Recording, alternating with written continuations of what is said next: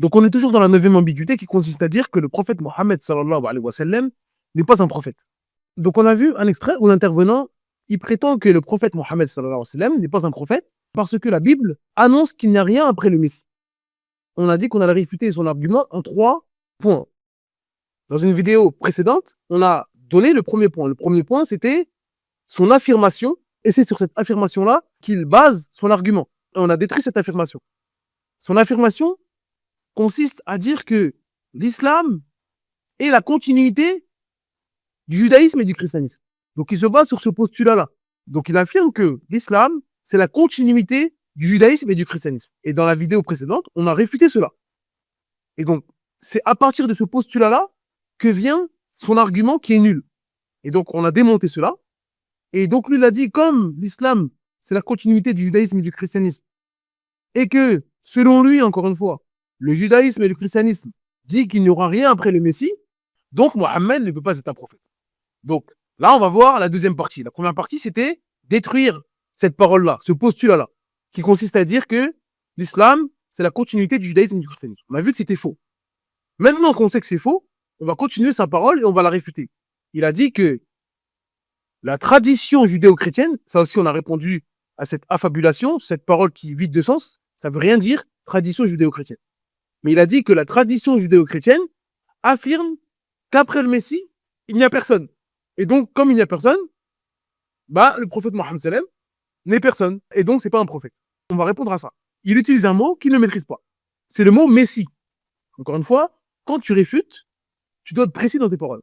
Messie, ça a un sens chez les gens et ça a un autre sens chez d'autres. Et donc, c'est la preuve ultime que le christianisme, le judaïsme et l'islam sont différents. Car le mot Messie dans ces 3 religions veut dire des choses différentes. Donc, dans cette partie-là, on va définir ce qu'est le Messie pour les juifs dans le judaïsme, pour les chrétiens et pour les musulmans. Et ça va appuyer notre parole qui consiste à dire que le judaïsme s'oppose au christianisme et le christianisme s'oppose au judaïsme et l'islam s'oppose au judaïsme et au christianisme et le christianisme s'oppose à l'islam et ainsi de suite. C'est des religions différentes. Même si les islamophobes aujourd'hui veulent créer des unions, des alliances, parce qu'ils ont tellement une haine de l'islam et une peur de l'islam qu'ils veulent des alliances. Mais les 3 religions n'ont rien à voir les unes avec les autres. Certes, il y a des choses en commun, car comme on l'a dit précédemment, le judaïsme, le christianisme, c'est la Torah et l'évangile. Et donc, ça a été falsifié. Il y a eu des ajouts, il y a eu des coupures, etc. Et l'islam est venu pour rectifier cela. Donc forcément, il y a des choses qui sont présentes dans les 3 religions. Parce que l'islam tranche entre les deux. Et donc, il y a des choses qui sont réelles. Et des choses qui sont fausses. Ou il y a des choses qui sont un petit peu vraies, mais un peu de faux, et ainsi de suite. Donc, on va voir qu'est-ce que le Messie selon le judaïsme. Donc, dans le judaïsme, la croyance concernant le Messie, appelé le Mashiach, est fondamentalement humaine et terrestre. Ça, c'est important. À partir du moment où on a dit ça, si vous avez un peu de connaissance, vous savez que, juste en disant ça, c'est contraire au christianisme. Pour eux, le Messie, c'est humain et terrestre. Est-ce que pour les chrétiens, la notion du Messie, c'est humain et terrestre? Non. Ça, c'est un point. Point aussi très très important de préciser. La vision juive du Messie repose essentiellement sur la tradition rabbinique. C'est-à-dire que c'est les interprétations et les développements des rabbins au fil des siècles. Donc, ça, c'est un point important. On l'a vu, le rabbinisme, il y a même des juifs qui s'opposent au rabbinisme et qui préfèrent se baser uniquement sur la Torah. Ils prennent uniquement ce que dit la Torah. Donc, quand on cherche le Messie et qu'est-ce que le Messie selon la tradition juive, il faut préciser que c'est rabbinique. Car si on s'arrête juste au fait de dire il y a un Messie, d'accord, ça c'est juif, les juifs croient au Messie, mais c'est tout. Mais tout ce qui suit après, ça c'est rabbinique. Donc, qui est le Messie pour le judaïsme? Le Messie, c'est un être humain qui est un descendant du roi David, choisi par Dieu, mais qui n'est absolument pas divin. Donc, c'est pas une partie de Dieu, c'est Dieu qui s'est fait un homme. C'est pas du tout divin. C'est un être humain. C'est juste un descendant du roi David qu'Allah a choisi, que Dieu a choisi, mais qui n'est pas divin. D'accord? Il serait plus un roi, un dirigeant politique et spirituel, mais pas un sauveur divin, une incarnation de Dieu. Quand on le voit, on voit Dieu, une partie de Dieu. Non. Le judaïsme ne croit pas en ça. Parce que ça, c'est du polythéisme. De dire que Dieu s'est fait homme, etc. Et donc, les juifs n'ont pas cette croyance-là. Le rôle du Messie, selon les juifs, dans le judaïsme. Pour eux, le Messie, il est attendu pour accomplir des missions concrètes et visibles. Comme rassembler les juifs dispersés à travers le monde. Restaurer le royaume de David. Rétablir un État juif centré autour de Jérusalem. Reconstruire le temple. Instaurer une paix mondiale fondée sur la justice. Ramener l'humanité à l'obéissance de la Torah. Donc le Messie juif, c'est pas celui qui va expier les péchés. Ah, c'est bon, dès qu'il arrive, il n'y a plus de péché. Non, pour eux, il va faire des choses concrètes. Il va les rassembler, il va les unir, etc. Et donc, pourquoi les Juifs attendent le Messie? Ils attendent le Messie parce que, selon la croyance juive, il doit réaliser des promesses non encore accomplies. Donc, comme la pleine restauration d'Israël, le grand Israël, etc. La fin des guerres, la justice universelle, la réparation du monde. Et donc, comme le Messie pour eux doit faire ça, et comme ça n'a pas été accompli, c'est pour ça que le Messie n'est pas encore arrivé pour eux. Le Mashiach n'est pas encore là. Parce que, selon eux, il doit accomplir des choses qui ne sont pas encore arrivées. Et donc, forcément, ça veut dire qu'il n'est pas arrivé. Et donc, c'est pour cette raison précise que le judaïsme rejette Jésus comme Messie. Donc ça, c'était le Messie selon les Juifs, selon le judaïsme. Donc, maintenant, on va voir le Messie selon le christianisme. Donc, le christianisme adopte une lecture radicalement différente. Pour les chrétiens, Jésus de Nazareth est le Messie, le Christ, mais avec une définition entièrement nouvelle. C'est une rupture totale avec le judaïsme. Donc, encore une fois, la tradition judéo-chrétienne, on ne sait pas ce que c'est. Parce que la vision du Messie chez les Juifs et chez les chrétiens n'a rien à voir. Jésus, selon les chrétiens, est considéré comme le Messie promis, le Fils de Dieu, Dieu incarné en homme, à la fois 100%, accrochez-vous, 100% homme, 100% divin. A'udhu billah. Qu'Allah nous préserve d'une telle mécréance. D'accord? Donc Jésus, c'est un 100% homme, 100% divin. A'udhu billah. A'udhu billah. Donc cette doctrine, elle est appelée l'incarnation. Elle constitue le cœur même du christianisme. Donc pour être chrétien, il faut avoir cette croyance-là. Quel est le rôle du Messie selon le christianisme? Le Messie, c'est pas un roi politique. C'est pas un restaurateur d'Israël. C'est-à-dire que les chrétiens ne croient pas ça. Ça les intéresse pas, que le retour d'Israël, rassembler les Juifs à Israël, non. Pour eux, c'est le sauveur universel. C'est celui qui meurt sur la croix pour expier les péchés de l'humanité. Celui qui ressuscite pour vaincre la mort. Celui qui ouvre l'accès au salut par la foi. Donc, avoir foi en Jésus, en sa résurrection, et en croyant qu'il est mort pour expier nos péchés, ça vous apporte le salut. Ça y est, vous allez au paradis. Ça y est, c'est bon. Et donc, il y a aussi le Messie et la fin des temps. Le christianisme enseigne aussi une seconde venue du Messie. Pour eux, Jésus reviendra juger les vivants et les morts. Il instaurera le règne final de Dieu. Et il établira un monde nouveau. Donc, toute la foi chrétienne, elle repose sur cette vision. Donc, ça veut dire que sans la crucifixion, sans la résurrection, le christianisme s'effondre. Et donc, c'est là qu'on voit l'incompatibilité du judaïsme et du christianisme. Parce que le christianisme est basé sur quelque chose. Si tu ne crois pas en ça, tu n'es pas chrétien. Et le judaïsme repose sur le rejet même de cette chose-là. C'est rejeter Jésus comme Messie, rejeter la crucifixion, se désavouer de lui. Et donc, le point central de la croyance des chrétiens, c'est rejeté par les juifs. Donc comment vous pouvez avoir une tradition judéo-chrétienne? Comment vous pouvez avoir quelque chose en commun? Ça n'a pas de sens. Maintenant, on va voir le Messie selon l'islam. Donc l'islam adopte une position claire, équilibrée et cohérente concernant le Messie. Et c'est pour ça qu'on a dit que l'islam est venu pour rectifier. Comme il y a eu des ajouts, des mensonges, des choses pour plaire aux gens, etc., le vrai a été mélangé au faux.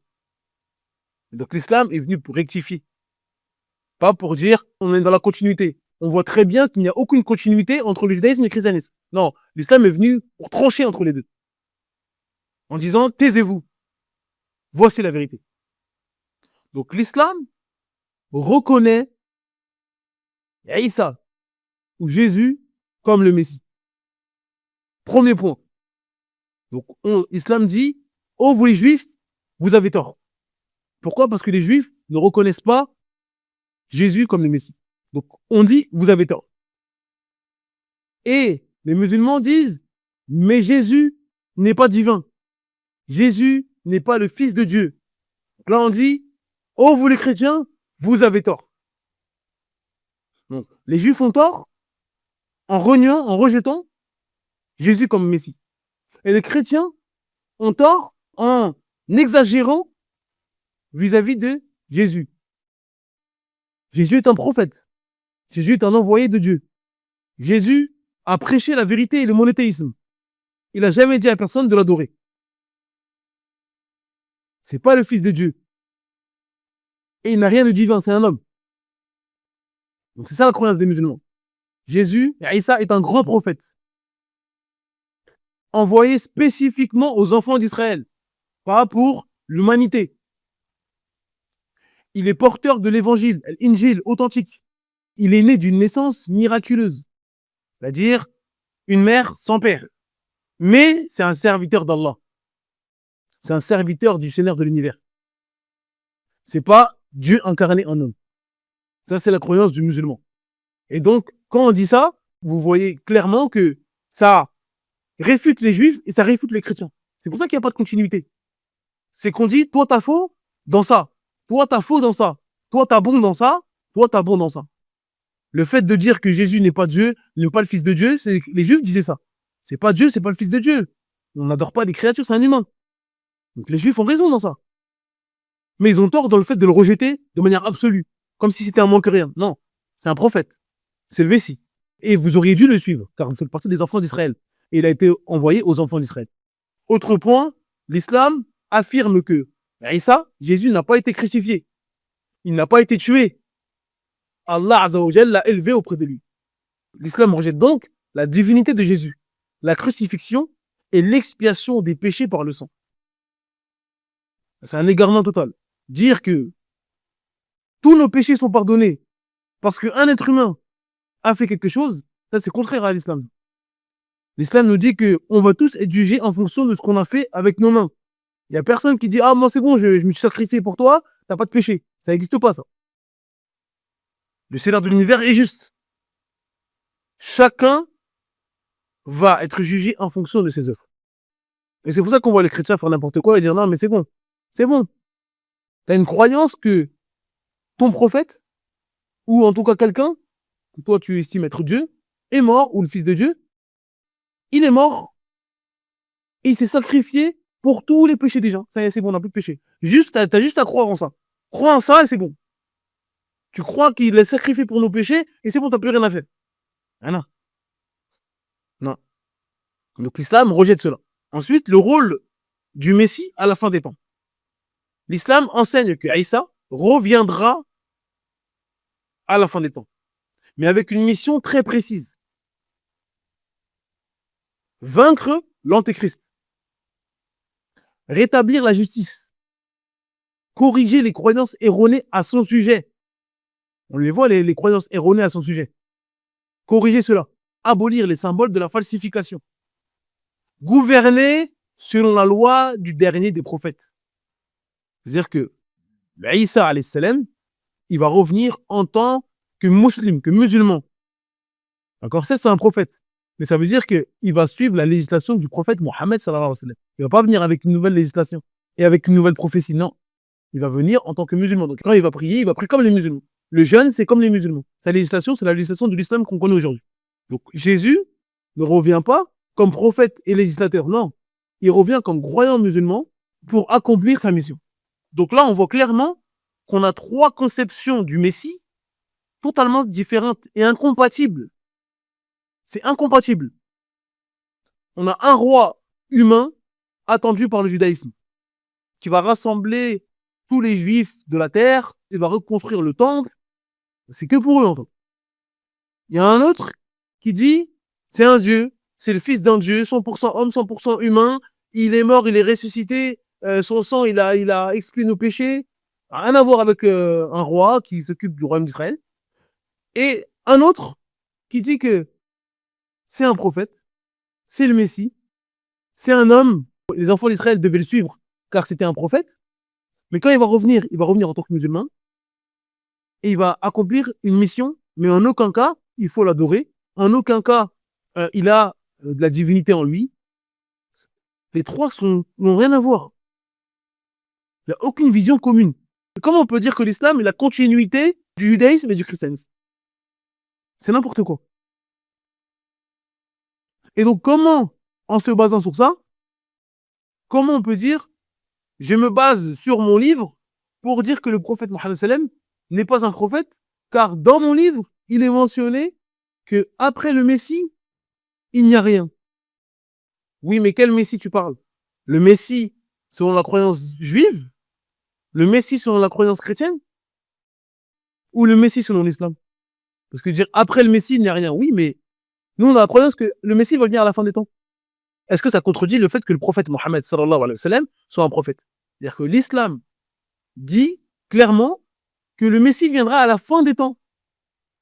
Et après, c'est fini. C'est la fin des temps après. Ça y est. Après, c'est le jugement. Donc, il n'y a pas de problème avec cette parole-là. Il n'y a rien après le Messie. Oui, mais déjà, il faut qu'on se mette d'accord sur qu'est-ce qu'est le Messie. Quelle est la définition du Messie. Et une fois qu'on s'est mis d'accord sur ça, là, on peut dire, après le Messie, il y a quoi? Donc, cette parole-là de dire, le prophète Mohammed sallam n'est pas un prophète. Pourquoi? Parce que la Bible dit qu'après le Messie, il n'y a rien. Il n'a rien apporté. Il n'a donné aucun argument. Parce que déjà, il devait définir qu'est-ce que le Messie. Donc, selon sa tradition à lui, tradition judéo-chrétienne. D'accord? Parce que le Messie, si tu prends ta tradition judéo-chrétienne, le Messie, c'est pas Jésus. Pour les Juifs. Donc, comment on fait? Le Messie n'est pas arrivé. Donc, comment on fait? Donc, encore une fois, ça, c'est des paroles vides qu'il faut expliquer et qu'il faut comprendre. L'objectif de la vidéo, nous, c'est juste montrer son incohérence. Ça change rien à notre vie que la Bible dit telle ou telle chose. Nous, on part du principe que c'est falsifié. Donc, ça ne nous touche pas. Mais c'est juste pour montrer à quel point ces argumentations sont nulles. C'est tout.